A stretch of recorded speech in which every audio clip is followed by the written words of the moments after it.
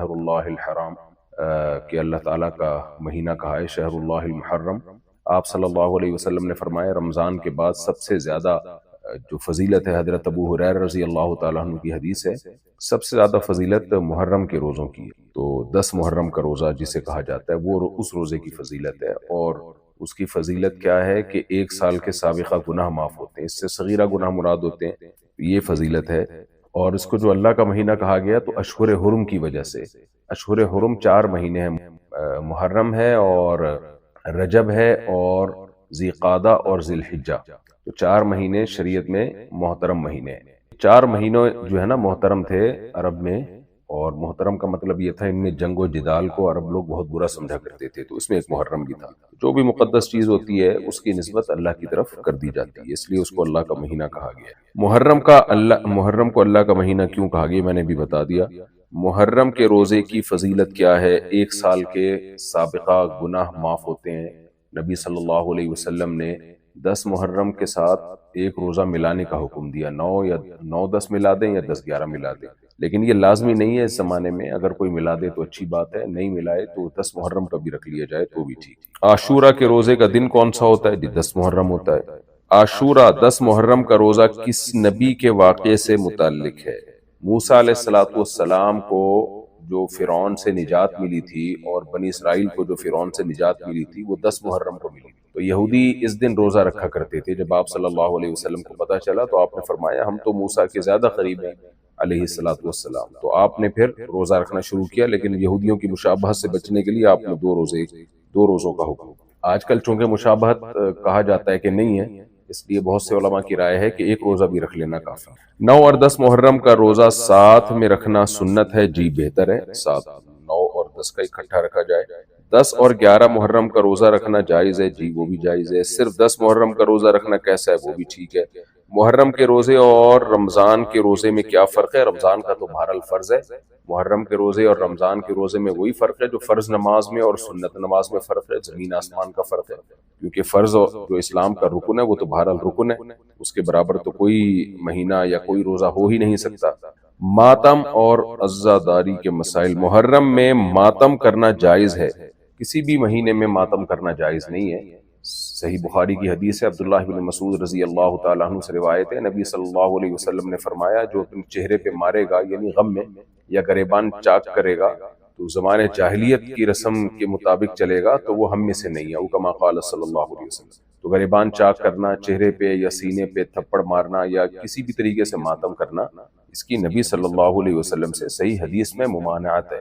ہمیں غموں میں صبر کرنے کا حکم ہے. ان اللہ مع الصابرین، اللہ صبر کرنے والوں کے ساتھ ہے. اور فرمایا الذین اذا اصابتهم مصیبت قالوا انا للہ وانا الیہ راجعون. جب بھی اہل ایمان کو کوئی مصیبت پہنچتی ہے تو وہ کہتے ہیں ہم اللہ ہی کے لیے، ہم نے اس کی طرف لوٹ کر جانا ہے. تو یہ ہو نہیں سکتا کہ اسلام جو ایک وسیع مذہب ہے، اتنا جامع دین ہے، وہ ہمیں یہ ہدایت ہی نہ دے کہ غم میں ہم نے کیا کرنا ہے. تو اللہ نے ہمیں ہدایت دی ہے، غم میں ہم نے صبر کرنا ہے، اور اس صبر میں ہم نے دعا پڑھنی ہے، اور ماتم یا یہ سب چیزیں ہم نے نہیں کرنی ہے. ان سب چیزوں کو زمانے جاہلیت کی رسم قرار دیا گیا ہے. زمانے جاہلیت میں ایسا ہوتا تھا. ماتم میں خون بہانا، زنجیر زنی کیسا عمل ہے؟ یہ بتا دیا میں نے، یہ سب ناجائز عمل ہے، ان سے اجتناب کرنا چاہیے. محرم میں جلوس نکالنا کیسا ہے؟ جلوسوں کا مقصد بھی یہی ہوتا ہے، غم منانا. میں نے بتایا کہ شریعت میں غم منانا جائز نہیں. دیکھیں غم ہونا تو ایک نیچرل ہے، فطری چیز ہے. آپ جب بھی کوئی غم کی خبر سنتے ہیں تو آپ کے آنکھوں میں آنسو آ جاتے ہیں، یہ غم ہوتا ہے آپ کو، یہ تو محبت کی علامت ہے. آپ کے والدین میں سے کسی ایک کی ڈیتھ ہو جائے، آپ جب اطلاع ملتی ہے تو انسان غمزدہ ہوتا ہے، لیکن یہ نہیں ہوتا کہ ہر سال اسی تاریخ پہ وہ رو رہا ہو، غم منا رہا ہو. یہ ناجائز ہے. تعزیت تو 3 دن تک ہوتی ہے. تو سیدنا حسین رضی اللہ عنہ جو سید شباب اہل الجنہ ہے، سیدنا حسن اور حسین سیدہ شباب اہل الجنہ، جنت کے جوانوں کے سردار ہیں. ان پر کربلا میں بے انتہا ظلم ہوا، ظالمانہ قتل ہوا. جن لوگوں نے قتل کیا اللہ ان بدبختوں کو عذاب دے، اور ان بدبختوں نے جو کچھ کیا ہے اللہ ان کو کیفر کردار تک پہنچائے، ان کے انجام تک پہنچائے. لیکن جب بھی یہ خبر ملے اور اس پہ پھر سوچ کے غم منانا، یہ شریعت میں اجازت نہیں. ہاں جب آپ کو خبر ملے اور آپ کو نیچرلی قدرتی طور پر کوئی غم ہو جائے تو وہ تو فطری چیز ہے، تو تو یہ بلکہ محبت کی علامت ہے. لیکن سوچ سوچ کے اس کو اور جلوس نکال کے اور پھر مجلسیں منعقد کر کے یہ شریعت میں جائز نہیں ہے. اس کی ہمیں کوئی مثال نہیں ملتی. حضرت عثمان رضی اللہ تعالی عنہ بھی شہید ہوئے تھے، بہت ہی ظالمانہ طریقے سے آپ کو شہید کیا گیا تھا. اسی طرح نبی صلی اللہ علیہ وسلم کے دور میں جو جہاد ہوا، جنگیں ہوئی، آپ کے چہیتے شہید ہوئے، آپ کے لخت جگر شہید ہوئے میدان جنگوں میں، لیکن کہیں بھی نہیں ملتا کہ نبی نے ہر سال ان کا غم منایا ہو. حضرت جعفر طیار رضی اللہ تعالیٰ عنہ کی شہادت کی آپ کو خبر ملی، آپ کی آنکھوں سے آنسو جاری تھے. تو آپ کی جو ازواج تھیں حضرت جعفر طیار کی، ان کے رونے کی آواز باہر آئی، ان کی چیخنے کی آواز آئی، تو آپ کتنا غضبناک ہوئے. صحیح حدیث ہے کہ آپ نے کتنی سختی سے ان کو حکم دیا. اب جن کی جوان خوبصورت شوہر، بہادر شوہر، غیرت مند شوہر شہید ہو گئے، ان کی بیویوں کو چیخ و پکار کی اجازت نہیں دی جا رہی اس موقع پہ. یہ نہیں کہ اگلے سال، بلکہ اسی موقع پہ. تو اگلے سال کہاں سے اجازت دی جائے گی کسی کے غم منانے کی؟ تو اس لیے سیدنا حسین یا سیدنا حسن، ان سے محبت ہمارے ایمان کا حصہ ہے، لیکن ہم نے محبت بھی شرعی حدود کے اندر رہ کے کرنی ہے، اور محبت میں ہم نے اللہ کی حدود نہیں توڑنی ہے. تو اس لیے جب کوئی کربلا کا واقعہ سنتا ہے، پڑھتا ہے، اور اس موقع پر اس کے آنکھ سے آنسو نکل آئے، بیان کرنے والے کی آنکھوں سے آنسو نکل آئے، تو یہ تو فطری چیز ہے، نیچرل چیز ہے.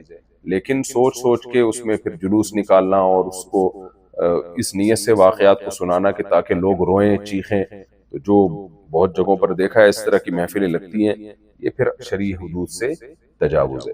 محرم میں نئے کپڑے اور نئے جوتے پہننا کیسا ہے؟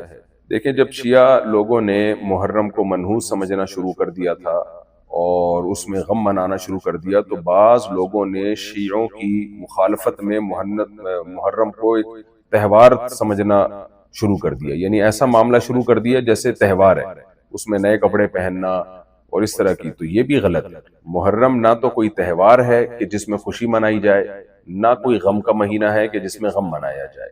ہاں، یہ ضرور ہے کہ 4 مہینے اسلام میں محترم ہیں، ان میں جب آپ کوئی نیکی کرتے ہیں تو اللہ سے امید ہے کہ ثواب زیادہ ہوگا، اور اس کا تقدس پامال کرتے ہیں تو گناہ کا زیادہ خطرہ ہے. یعنی خاص طور پہ جنگ و جدال کرنا، اس میں بس اتنا ہے.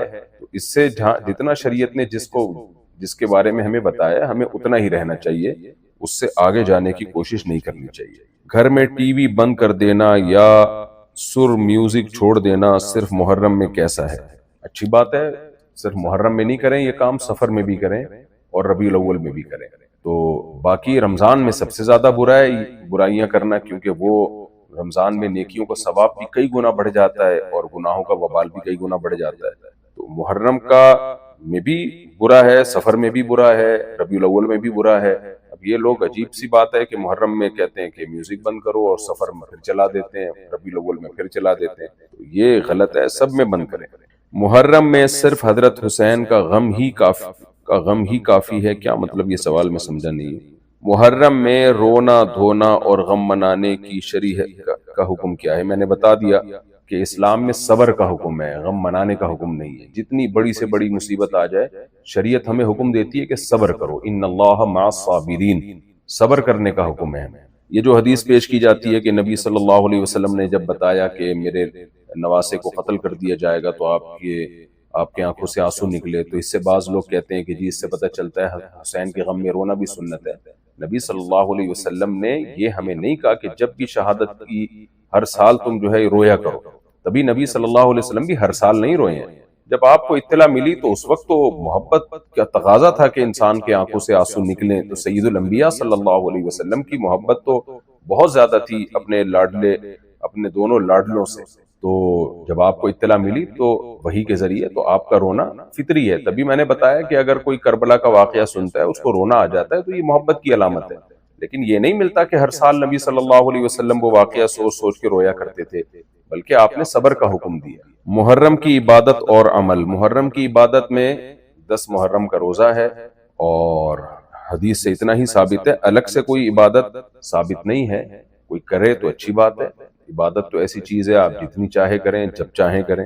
محرم میں کسی خاص عبادت کا حکم نہیں، ہمارے علم میں نہیں. کیا محرم میں عمرہ یا حج کی طرح کوئی الگ سے ثواب ہے؟ نہیں، میرے علم میں ایسی کوئی روایت نہیں ہے. کسی کے علم میں ہو تو ضرور پیش کریں. محرم کے پہلے 10 دنوں میں کون سی دعا مانگی جائے؟ کوئی مخصوص دعا ثابت نہیں ہے. جیسے باقی مہینوں میں آپ جو دعائیں مانگتے ہیں وہی محرم میں بھی مانگیں، اور الگ سے اس کی کوئی فضیلت بھی نہیں ہے دعاؤں کی۔ 10 محرم کو گھر میں کچھ خاص بنانا سنت ہے۔ بعض حدیثوں میں آتا ہے کہ اپنے اہل و عیال پہ جو عاشورہ کے دن خرچ کرے گا تو اللہ اس کے رزق میں برکت دے گا۔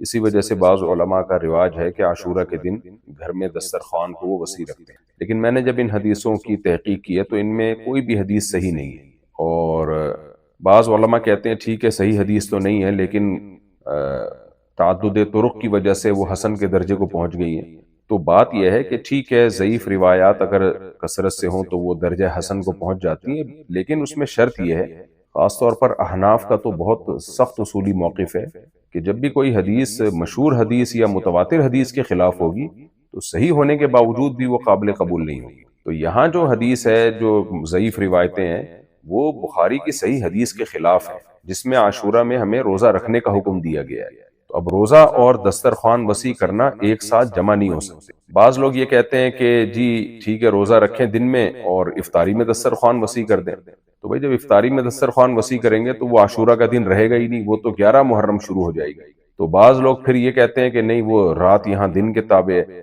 تو کچھ بنتا نہیں ہے، بہت زیادہ تعویلات کرنی پڑتی ہیں۔ اس لیے علامہ ابن تیمیہ رحمہ اللہ کی رائے اس بارے میں یہی ہے کہ ایسا معلوم ہوتا ہے کہ جیسے شیعہ لوگوں نے اس دن کو منحوس دن قرار دیا تو بعض شام کے لوگوں نے، سنیوں نے، ان کی مخالفت میں بھی تشدد کر کے اس کو گویا ایک خوشی کا دن قرار دے دیا، اور پھر خوشیوں میں کپڑے بھی اچھے پہنے جاتے ہیں اور دسترخوان وسیع بھی کیا جاتا ہے، کھلایا پلایا جاتا ہے۔ تو ابن تیمیہ رحمہ اللہ کی رائے یہ ہے کہ یہ کچھ لوگوں نے غلو میں یہ حدیثیں گڑھی ہیں، واللہ عالم۔ بہرحال روایات ہیں، اختلافی مسئلہ ہے، جب مسئلہ اختلافی ہوتا ہے اہل حق علماء کے درمیان تو اس میں تشدد اور غلو جائز نہیں ہے۔ تو میرا جو رجحان تھا اور ہمارے شیخ حضرت مفتی رشید احمد صاحب رحمہ اللہ تعالیٰ کا جو رجحان ہے، میرا کیا رجحان، میں تو چھوٹا منہ بڑی بات، جو بعض ہمارے بڑے علماء کا رجحان ہے، اگرچہ بعض علماء اس کو جائز بھی سمجھتے ہیں کہ دسترخوان وسیع کر دیا جائے، لیکن ہمارے ہی بعض اکابر اس طرف گئے ہیں کہ یہ روایتیں اتنی جاندار نہیں ہیں کہ اس کی وجہ سے بخاری اور مسلم کی متفق علیہ صحیح حدیث میں تعویل کی جائے۔ لہذا ہماری رائے یہی ہے، ہمارا فتویٰ اسی پر ہے کہ دسترخوان وسیع کرنا بھی ٹھیک نہیں ہے۔ جب چاہیں دسترخوان وسیع کریں، بچوں کو کھلائیں پلائیں، لیکن 10 محرم میں اس کی کوئی خاص فضیلت کسی مضبوط دلیل سے ثابت نہیں۔ روزہ رکھیں آپ 10 محرم کا، افطاری میں ویسے ہی دسترخوان آٹومیٹیکلی وسیع ہو ہی جاتا ہے، کیونکہ افطاری میں بھوک لگتی ہے تو کھانے پینے کا دل کرتا ہے، تو بچوں کو بھی روزہ رکھوائیں، سب مل کے موج مستی کریں، کھائیں پیئیں افطاری میں، روزے میں نہیں، روزہ تو عبادت ہے۔ کیا محرم میں کسی قسم کا صدقہ دینا مستحب ہے؟ نہیں، کوئی الگ سے فضیلت نہیں ہے، جیسے باقی مہینوں میں صدقہ افضل ہے، محرم میں بھی اتنا ہی افضل ہے۔ محرم میں مسجد میں خصوصی درس دینا سنت ہے، کوئی الگ سے سنت نہیں ہے، اس کی کوئی الگ سے کوئی فضیلت نہیں ہے۔ باقی کوئی دینا چاہے تو جیسے ہر مہینے میں روزانہ درس ہوتا ہے، محرم میں بھی ہو سکتا ہے۔ محرم میں فاسٹنگ اور چیریٹی کا کیا تعلق ہے؟ کوئی تعلق نہیں ہے، روزہ رکھنا 10 محرم کو رکھیں اور چیریٹی بھی روزے میں کریں تو روزے میں ویسی ہر نیکی کا ثواب بڑھ جاتا ہے۔ سنی اور شیعہ محرم کس طرح مناتے ہیں؟ شیعہ کس طرح مناتے ہیں یہ آپ شیعوں سے پوچھیں، ہم چونکہ اہل سنت والجماعت میں سے ہیں۔ اہل سنت والجماعت کا مطلب کیا ہوتا ہے کہ جو صحابہ، یعنی قرآن و سنت کی وہ تشریح جو صحابہ سے ثابت ہو، اس کو مانتے ہیں۔ تو ہمارے نزدیک محرم میں کوئی الگ سے عبادت نہیں ہے، کوئی جلوس نکالنا یا غم منانا، یہ ہماری نظر میں جو غموں کے جلوس ہوتے ہیں وہ جائز نہیں ہے، صرف روزہ رکھنا ثابت ہے۔ باقی کوئی بھی نیکی کسی بھی دن کرنا چاہیں وہ تو اللہ نے اجازت دی ہوئی ہے۔ سنی عقیدے سے محرم میں کیا عمل ہونا چاہیے؟ سنی عقیدے سے محرم میں بس یہی عمل ہونا چاہیے کہ محرم میں آپ زیادہ سے زیادہ روزے رکھیں، اور نہیں رکھ سکتے تو کم از کم عاشورہ کا روزہ آپ رکھ لیں۔ شیعہ کے محرم کے اعمال سنت کے مطابق رکھتے ہیں، ہماری رائے میں تو نہیں ہوتے، بہت سارے ان کے اعمال بدعت ہیں۔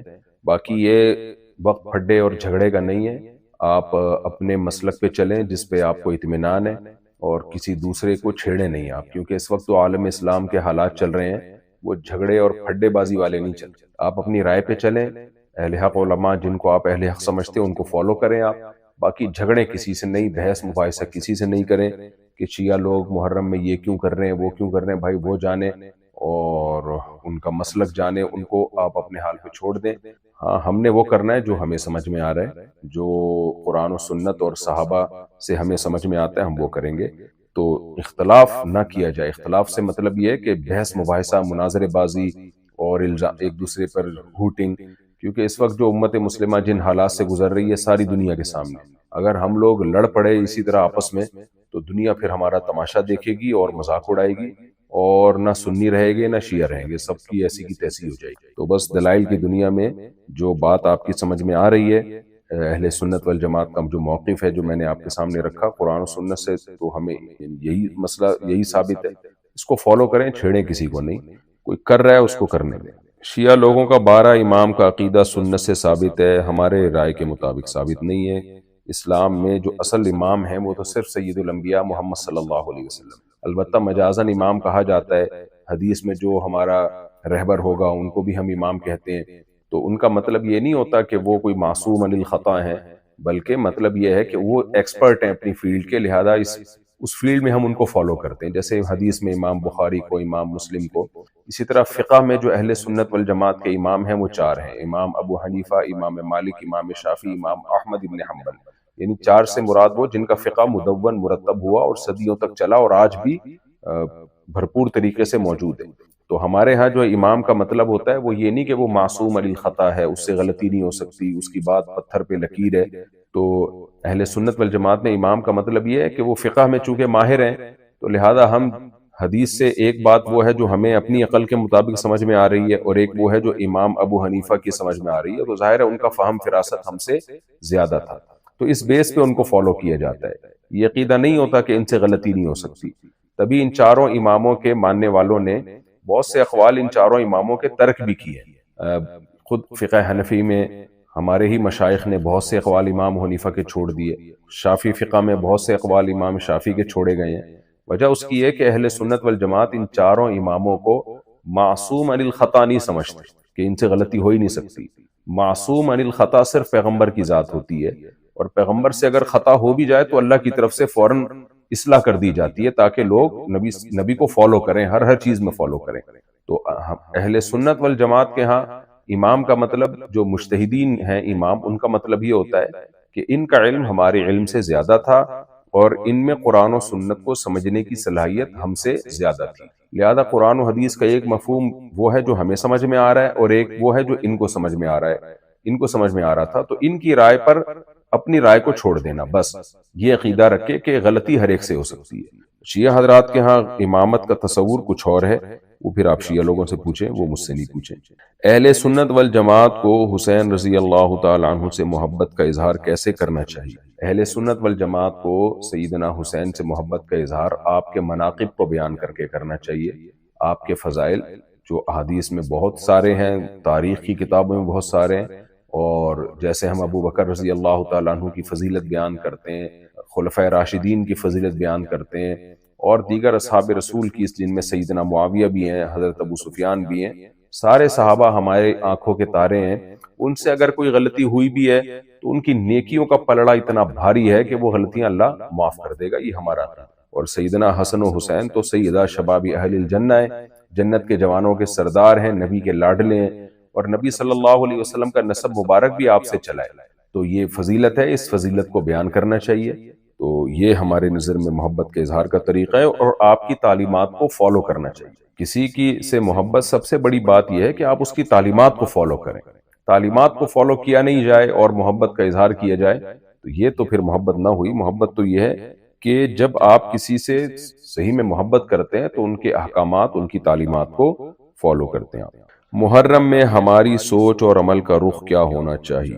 ہماری سوچ اور عمل کا رخ یہ ہونا چاہیے کہ سیدنا حسین رضی اللہ تعالی عنہ نے حق کی خاطر اپنی جان دے دی، غیرت پہ سمجھوتا نہیں کیا، اور ہم سب ہو چکے ہیں، ہم بغیرتی پہ سمجھوتا نہیں کرتے، ہم الٹا چلتے، حق کے لیے آواز نہیں اٹھاتے، اور اگر آواز اٹھاتے بھی ہیں تو اس میں اپنا مفاد ہوتا ہے۔ تو یہ سب چیزیں ہمیں سیدنا حسین رضی اللہ تعالی عنہ کی سیرت سے سیکھنی چاہیے کہ آپ نے غیرت اور حمیت پر سمجھوتا نہیں کیا۔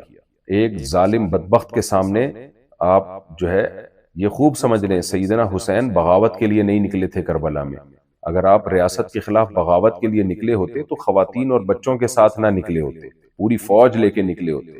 آپ تو تفتیش احوال کے لیے گئے تھے اور زبردستی آپ کو گھیر کے آپ کو جو ہے ظلماً قتل کیا گیا، جو تاریخ کا ایک بدترین ظلم تھا۔ تو ہمیں سبق ملتا ہے کہ اللہ والے لوگ، نیک لوگ، ضروری نہیں کہ اس دنیا میں ان کو ترقیاں ملیں، بعض دفعہ ظالم کو ترقی ملتی ہے اور جو مظلوم ہوتا ہے، جو حق پر ہوتا ہے، وہ شہید ہو جاتا ہے۔ تو اس لیے یہ دنیا دار الامتحان ہے، یہ دار العمل ہے، یہاں امتحان ہے، عمل ہے، نتیجے کی زندگی نہیں، نتیجے کی یہ جگہ نہیں ہے۔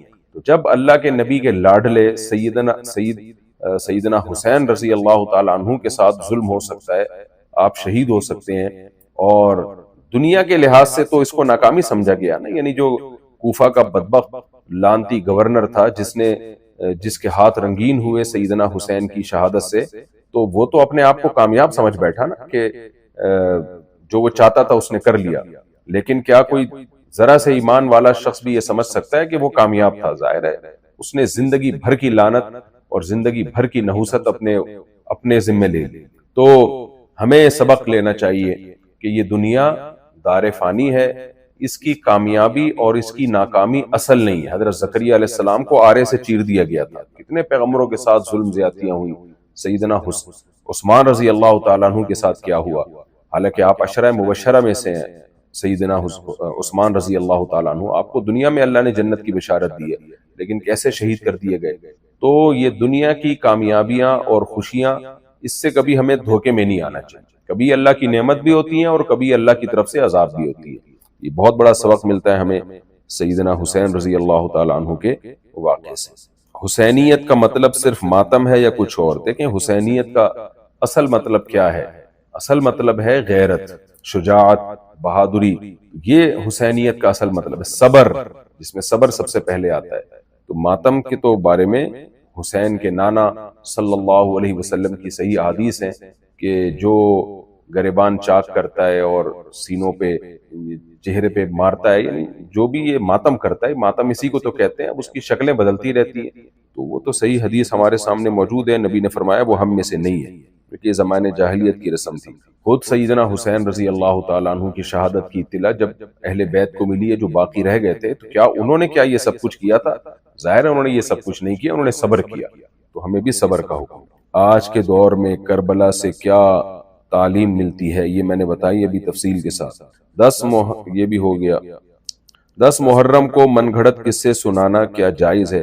10 محرم کو جو واعظین کی طرف سے واقعات سنائے جاتے ہیں، کچھ تو واقعی مستند واقعات ہوتے ہیں، لیکن ان میں زیادہ تر واقعات من گھڑت، صرف مجمع گرم کرنا ہوتا ہے، یہ بھی غلط ہے۔ نبی صلی اللہ علیہ وسلم نے ارشاد فرمایا کہ کفا بالمرء کذبا ان یحدث بکل ما سمع، انسان کے جھوٹا ہونے کے لیے اتنا کافی ہے کہ ہر سنی سنائی بات کو آگے نقل کر دے۔ تو ہر سنی سنائی بات میں ہر پڑھی ہوئی بات بھی ہے۔ کتاب میں آپ نے کوئی واقعہ پڑھ لیا، آپ کو تحقیق ہے نہیں کہ یہ مستند ہے غیر مستند ہے، تو اس کو آگے نقل کر دیا، تو یہ بھی جائز نہیں ہے، یہ بھی انسان کے جھوٹا ہونے کے لیے کافی ہے۔ تو محرم میں یا سفر میں یا ربیع الاول میں، کسی بھی مہینے میں جب آپ کربلا کا واقعہ پڑھیں سنیں، تو اس کی تحقیق کر لیں کہ یہ مستند بھی ہے یا نہیں، کیونکہ بہت زیادہ بعض لوگ، مبالغہ میں نہیں کہہ رہا سب کرتے ہیں، لیکن بہت سے لوگ اس میں جھوٹے قصے بھی داخل کر دیتے ہیں مجمع گرم کرنے کے لیے، اور اس کو گویا ایک طرح کے وہ کیا کرتے ہیں کہ لوگوں کو، یعنی یہ بھی گویا تفریح کا ایک وہ بنا دیتے ہیں، اس کو بھی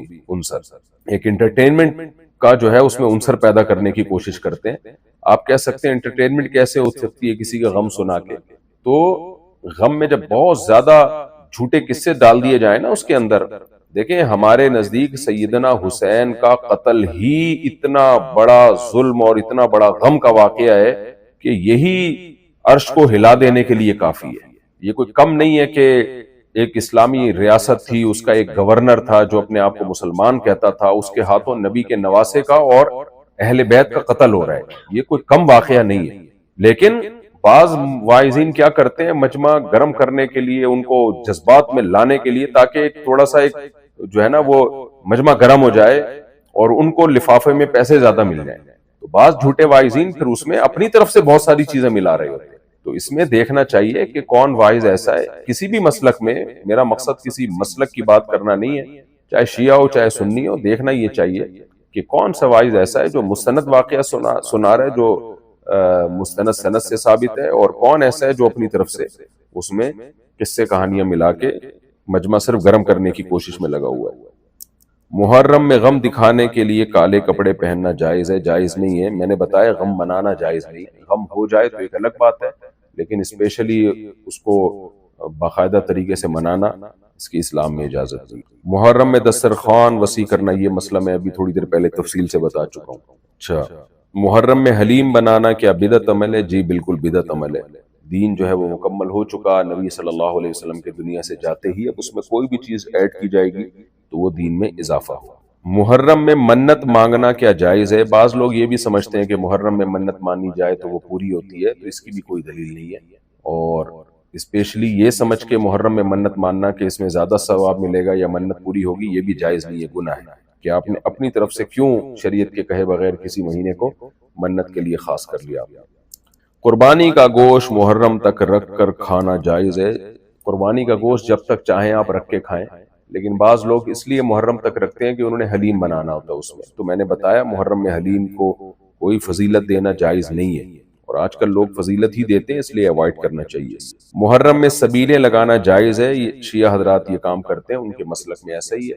میں نے بتایا کہ آپ ایک چیز کو فالو کریں، ہمارا جو منہج ہے اہل سنت والجماعت کا، وہ منہج شیعہ حضرات سے مختلف ہے، تو ہمارے لیے کوئی بھی کام کے ثواب سمجھنے کے لیے یہ ضروری ہوتا ہے کہ صحابہ سے، قرآن و سنت سے اس کی کوئی دلیل ہو، تو ہمارے پاس کوئی دلیل نہیں ہے محرم میں سبیل کی، اس لیے ہم اس عمل کو اگر کوئی ثواب سمجھ کے کرتا ہے تو اس عمل کو بدعت سمجھتے ہیں۔ لوگ ثواب سمجھ کے ہی کر رہے ہوتے ہیں، ظاہر ہے گناہ سمجھ کے تو نہیں کر رہے ہوتے، تو نارملی اگر کسی کو پیاس لگ رہی ہے اس کے لیے آپ پانی کی سبیل لگائیں تو وہ کسی بھی مہینے میں لگا لیں جب زیادہ ضرورت ہو۔ جون جولائی میں زیادہ ضرورت ہوتی ہے، گرمیاں ہوتی ہیں، دسمبر میں نہیں ہوتی ضرورت، تو اس کا محرم سے تعلق نہیں ہے، اس کا گرمی سردی سے تعلق۔ سبیل میں مقصد صرف پانی پلانا ہو اگر تو جائز ہے؟ مقصد پانی پلانا ہے تو پھر سفر میں کیوں نہیں لگا رہا، ربیع الاول میں کیوں نہیں لگا رہا؟ جو محرم میں لگا رہے ہیں اس کا مطلب اس کے دماغ میں یہ بات ہے کہ اس میں زیادہ ثواب ہے، تو یہ غلط ہے، آپ شریعت میں کیسے اضافہ کر رہے ہو؟ اس میں ثواب نہیں ملے گا بلکہ بدعت کا گناہ ملے گا۔ پھر بار بار میں کہتا ہوں جو شیعہ لوگ ہیں ان کو چلنے دیں، وہ جو کر رہے ہیں، کسی کو چھیڑے نہیں جا کے کہ سبیل کیوں لگائی ہے، کیا کر رہے ہو، یہ دور چھیڑ چھاڑ کا نہیں ہے۔ امت کو بہت سے بڑے مسائل میں اتحاد کی ضرورت ہے جو دنیا کے حالات چل رہے ہیں، لیکن آپ یہ کام نہ کریں، اور سبیلوں سے پانی بھی نہ پئیں، آپ اوائڈ کریں اس سے۔ کیا محرم میں قیامت آئے گی؟ بعض روایات ہیں اس ٹائپ کی، لیکن کوئی بھی مستند روایت نہیں ہے۔ 10 محرم سے متعلق جتنے بھی واقعات ہیں ان میں بالکل بے غبار جو صحیح سند سے ثابت ہے واقعہ، وہ یہ ہے کہ اس دن حضرت موسیٰ علیہ السلام اور بنی اسرائیل کو فرعون سے نجات ملی تھی۔ اس کے علاوہ جتنے بھی 10 محرم اور عاشورہ کی طرف واقعات منسوب ہیں ان میں کچھ حدیثیں تو بالکل من گھڑت ہیں، کچھ ضعیف ہیں، بالکل بے غبار مستند روایت صرف یہی ہے۔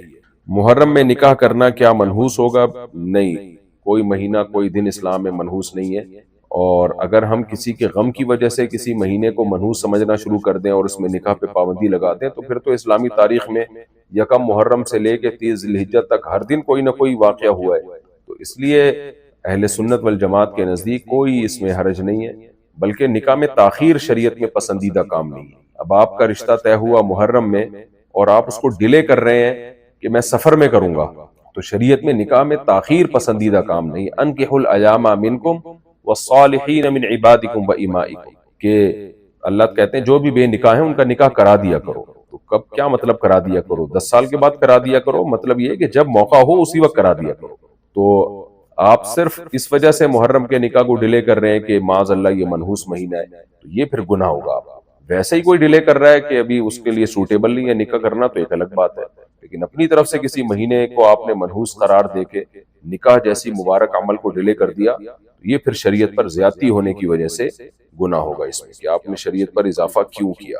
بعض لوگ کہتے ہیں اگر اس مہینے میں آپ کے ابا کا انتقال ہوا ہوتا تو آپ نکاح کر لیتے، بالکل کر لیتے اگر 1 سال گزر چکا ہوتا۔ ہاں، جس وقت انتقال ہوتا ہے اس وقت تو انسان رو رہا ہوتا ہے، غمزدہ ہوتا ہے، اس کی توجہ ہی نہیں جاتی نکاح وغیرہ کی طرف، وہ ایک الگ بات ہے، لیکن اگلے سال جب وہی مہینہ آئے گا تو اس میں سب لوگ کر رہے ہوتے ہیں۔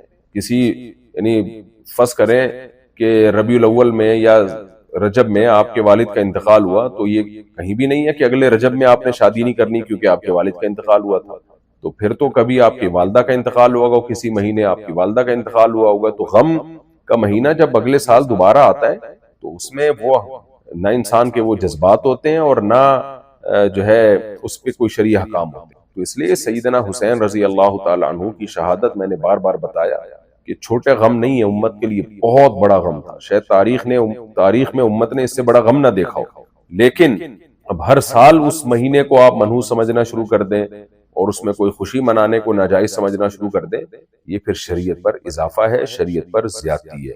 یہ زیادتی اضافہ جائز نہیں ہے. محرم کی اسلام میں فضیلت کیا ہے میں نے بتا دی. کیا عاشورہ کا روزہ واجب ہے؟ عاشورہ کا روزہ واجب تھا. حدیث میں آتا ہے کہ جب تک رمضان کے روزے فرض نہیں ہوئے تھے تو عاشورہ کا روزہ لازم تھا. جب اللہ نے رمضان کے